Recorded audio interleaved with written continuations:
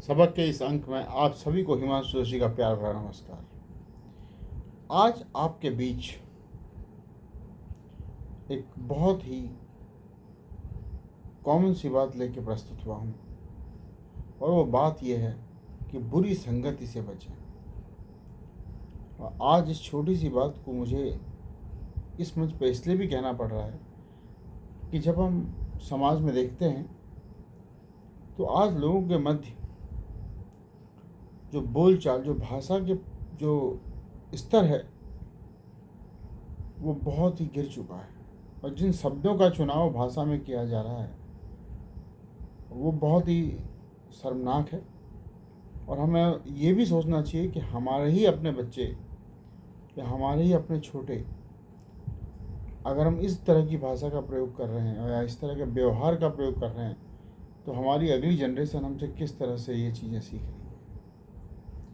ये एक बहुत जिम्मेदारी का समय है, का विषय है, और आपको ये बात समझनी होगी कि what you receive is what you radiate.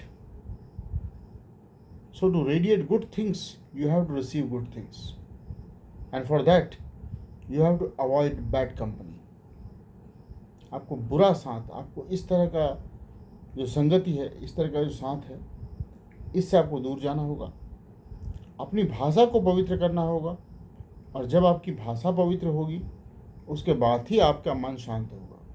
क्योंकि आप इस बात को बहुत तरीके से जान लें कि एक व्यक्ति अगर जहर फेंक रहा है तो इसका मतलब वो एक ऐसी चीज़ है जो आपके अंदर जहर पैदा भी कर रहा है।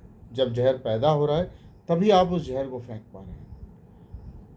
तो मैं समझता हूँ कि आप इस बात को समझेंगे कि ये कहावत भी है कि जैसा आप अपने अंदर रखते हैं वैसा ही आप बाहर इमिट करते हैं। What you receive is what you radiate. So if you radiate,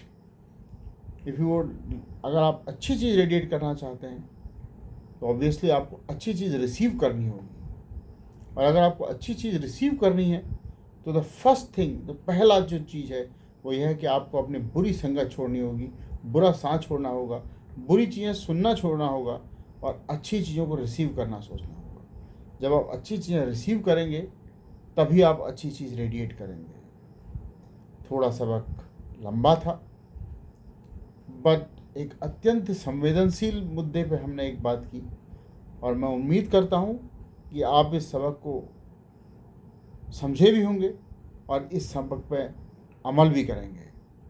आपसे विदा लेता हूँ। सबक के एक और अंक में आपसे मुलाकात होगी। तब तक के लिए नमस्कार, धन्यवाद।